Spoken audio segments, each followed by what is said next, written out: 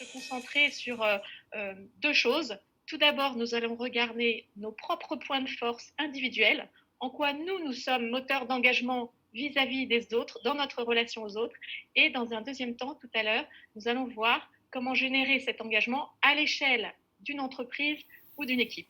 Notre méthodologie qui reprend en fait les 12 chapitres du livre, c'est une méthodologie pour mesurer la présence ou non des leviers qui génèrent de l'engagement. D'une part, c'est qu'elle s'applique à tout niveau, c'est-à-dire qu'on peut faire le tour de ces 12 leviers en disant en quoi moi, je suis moteur d'engagement. Mais on peut aussi, et les notes sont très différentes, noter son entreprise, en quoi la culture d'entreprise est génératrice d'engagement. Et on peut aussi demander, enfin, à son équipe de nous noter en quoi moi, en tant que manager, je suis générateur d'engagement. En fait, j'aime bien le fait qu'il y ait 12 leviers. Et du coup, ça permet vraiment de mettre en place un espèce de bilan, que ce soit même avec le manager ou avec l'équipe, pourquoi pas.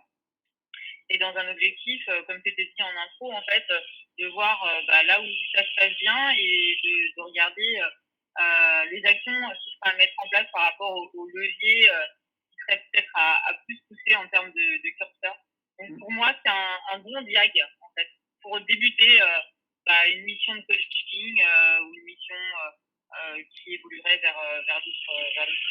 Voilà. Et alors, lors donc de votre connexion sur la WeRoom, on avait un quiz préparatoire.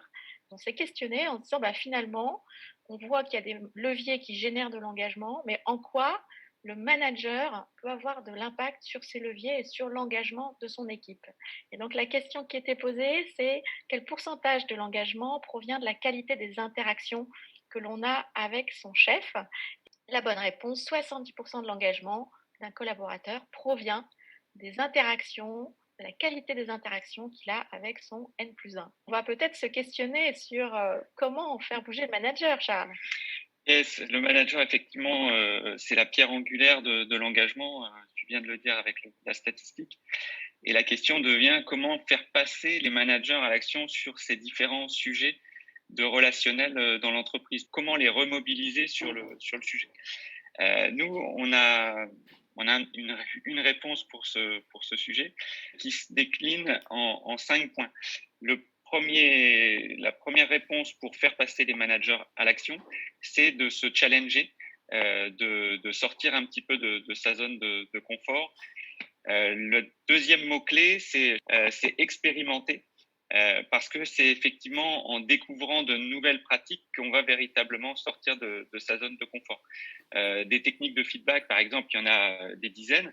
On en a sans doute chacun une qui est personnelle et très appropriée pour un style de collaborateur.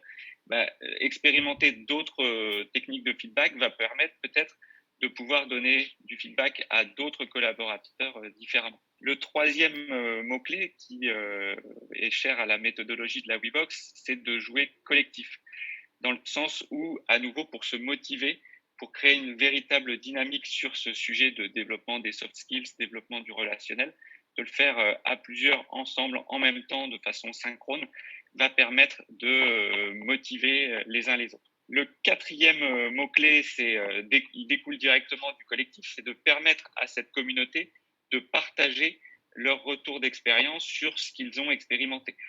Si j'ai essayé une technique de feedback et qu'elle m'a bien plu, je vais en parler à Alexia, etc. Et ça va faire boule de neige. Et puis le dernier point, il est assez classique. On va parler de régularité parce que c'est vraiment en saupoudrant en fait ces bonnes pratiques dans la durée que l'on a le plus de résultats, que le micro-learning a des vertus importantes. Et donc maintenant, on va appliquer cette quête de bonnes pratiques à deux leviers au choix. Est-ce que tu peux nous présenter l'exercice que l'on va faire? Tout à fait. Alors, vous pouvez le retrouver en rafraîchissant la home dans la WeRoom.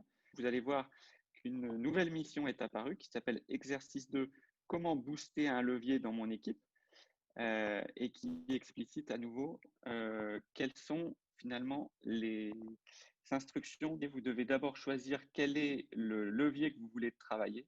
On a pris l'empathie et l'humilité au travail ou bien l'audace et le droit à laisser. Donc, premier temps dans le sous-groupe, choisissez rapidement par un petit vote quel est celui des deux que vous voulez travailler, et ensuite de partager entre vous, de brainstormer quelles sont les techniques que vous voulez promouvoir, qui vous paraissent intéressantes en relation avec ce levier.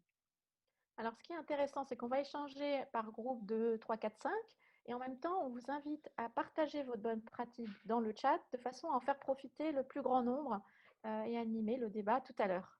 Voilà. Ce qui est important, c'est toujours par rapport à l'innovation. Là, vous avez créé vraiment des outils modernes, innovants, créatifs, qui permettent, avec l'accélérateur des circonstances actuelles, qui définit une tendance de fond dans les mois et les années qui viennent.